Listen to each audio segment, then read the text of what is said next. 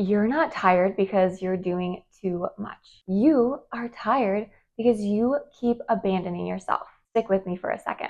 Here is the actual truth. The resentment, the anxiety, the emotional exhaustion, it is not about your to-do list. It is about your boundaries, or more specifically, the ones you are not keeping. In this video, I'm going to walk you through what healthy boundaries actually are and how most people actually mess this up, 3 mistakes you might be making right now, and exactly how to start setting boundaries without the guilt, the drama, or second guessing. And I'm also going to share what really helped me go from being the girl who could not say no to being grounded, clear, and actually proud of how I show up for myself.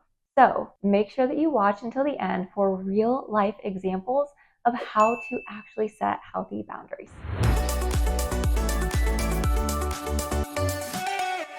Hi, and welcome to my channel. My name is Nina Elise. I'm an embodiment and growth mentor and a somatic practitioner. I teach you how to view the world differently by understanding how your brain, your body, and your emotions work, so that you can reduce anxiety, regulate your nervous system and emotions, and live an aligned life full of peace and joy. If that resonates with you, hit subscribe.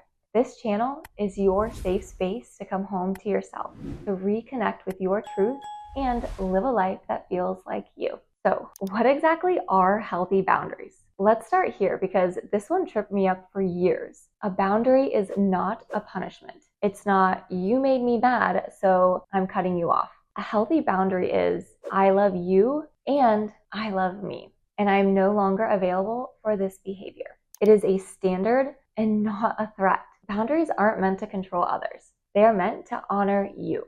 They are about clarifying who you are and what you will or will not allow in your life. It is not, don't talk to me ever again. It is, I am not available for this kind of behavior anymore. And that is a big difference. It's basically you saying, this is how I choose to be treated. This is what I'm no longer tolerating. And this is how I'm choosing to show up from now on.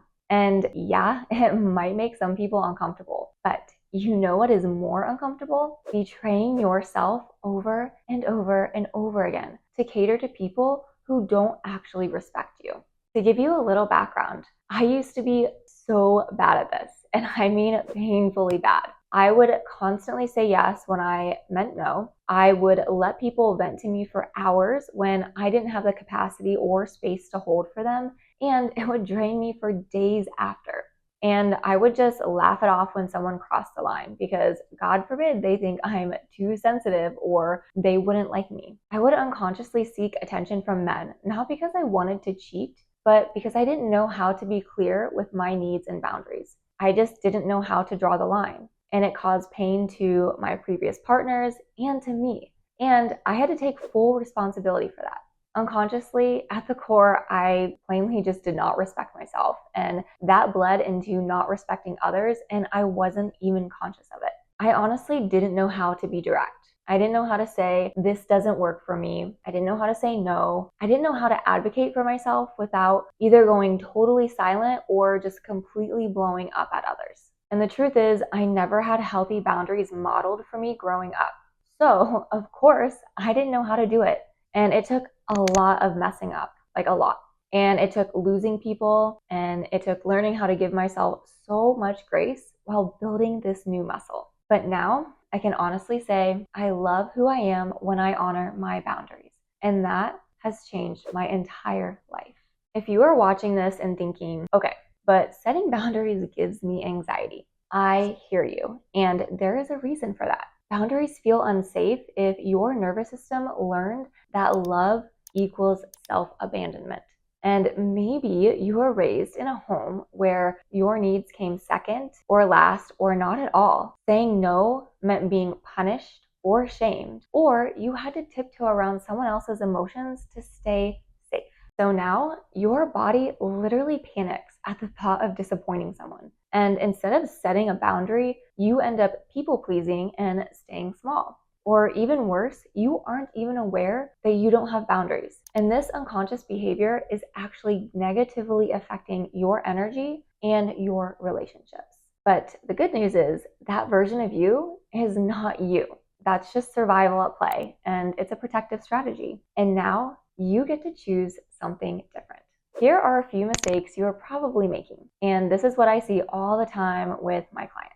So the first mistake is you are too vague. You might say things like, hey, I'd prefer if you didn't talk to me that way, versus being way more direct and just simply saying, if there is yelling or name calling, I will leave the room for 15 minutes. I will come back when things have cooled down. Do you see how specific that is? It's way more clear when you are communicating your boundaries. The next mistake is you over-explain. You don't need to justify why you are saying no. You don't owe anyone a TED talk on why you need to rest or why you say no. So be mindful and catch yourself next time you say no and just leave it at that without all of the extra dialogue or justification. Another mistake is that you set the boundary, but you don't actually hold it. If there's no follow through, it's not a boundary. It's simply just a suggestion. So what I'm trying to say is say what you mean and mean what you say and back it up with action. And if you aren't able to do this, brush yourself off, forgive yourself, and try again. You are essentially building a new muscle, and that can take time and repetition, especially if you've been doing this your entire life. So make sure to give yourself grace as you are learning something new. The next part is super important, so listen closely because it is the key to having healthy boundaries, and no one ever really talks about it. So first, above everything else, you need to have healthy boundaries with yourself. This is the real secret to setting better boundaries with others. You must start with yourself first. So how can you do this? You can do it by saying that you're going to go to bed early and then scroll until 1 a.m. And you can stop ignoring your body's cues telling you that you need a break. And you can stop talking to yourself like a bully, because that negative inner dialogue, it may be in your mind for only you to hear, but it is also reflected in your behaviors. You cannot expect others to respect you if you are not respecting you. So the solution is to start small. Give yourself permission to pause, honor what you can do, and start with just one change. Every time you do, you build trust with yourself. And that is what makes boundary setting easier with everyone else. All right, so we have gone over the basics of setting boundaries. Next, I'm going to give you 3 real-life boundary examples to ground this in the real world. So if you are in a relationship and end up being in an argument with them, getting angry, tell them something like this. I am happy to talk about this, but I am not available for yelling. If that happens, I will step away and revisit the conversation when we are both calm. And if the other person doesn't calm down, just get up and leave. Their emotions are not your responsibility. If you are at work, you can set a boundary for when you log off every night. Simply tell your coworkers or your boss, I'm not available to answer emails after 6 p.m. We can circle back tomorrow morning. This is really, really healthy for taking back time for you. And finally, with yourself, you can make an agreement to spend 15 minutes journaling or just simply some activity that you really enjoy doing instead of numbing out on your phone. Not just because your peace matters, but because you're also catering to your inner child and stoking creativity, which in turn boosts your mood and your happiness. And you learn how to prioritize your needs first and foremost above everything else. And if you struggle with procrastination or doing things like this, you can try habit stacking. You can do this by doing a typical behavior like brushing your teeth or making coffee in the morning and doing the new habit or thing you enjoy doing immediately after. So if you actually want to learn more about doing this, I recommend checking out this other video about creating new habits to your benefit, and I will link it right here on the screen. To summarize, boundaries do not have to be harsh. They can be loving, clear, and grounded, but they do have to come from you. Because if you have been living like this for 20, 30, 40 plus years, there's self-doubt, there's guilt, and old patterns that will absolutely try to pull you back.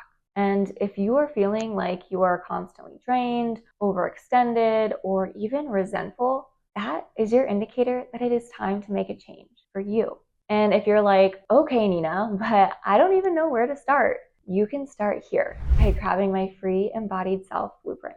It's going to walk you through how to understand your unique human design, how to reconnect with your inner child so that you can actually learn how to respect yourself and begin setting healthier boundaries and get radically clear on who you want to be and how to start living that version of you right now. So if you are someone who is constantly second guessing yourself, who wants to feel grounded and whole again, just comment the word embodied below and I will send you the link. And if you want to go deeper, you can apply for my one-on-one mentorship at the link here on the screen. That's where we go even deeper into breaking really deep cycles, building self-trust, and creating a life that feels like peace, not catering to others at your expense. I used to think that I didn't need anyone, that I could figure it all out on my own, that asking for support meant that I was weak. But doing it all alone was actually just my trauma talking. The moment that I invested in support, even when it scared the heck out of me, was the moment that everything changed. Sometimes the most powerful thing that you can do is to let yourself be supported. So what would it feel like to finally stop doing life on hard mode? Wouldn't that be worth it? So tell me, what is one boundary that you are committing to setting this week? Share in the comments below. And if this hit home, make sure to like this video, subscribe, and send it to a friend who's ready to step into their own power. And if you are ready to learn how to hold boundaries with calm, grace, and emotional regulation, the next step is managing your triggers. I recommend watching this video next. Love you, proud of you, you got this. I'll see you all in the next one.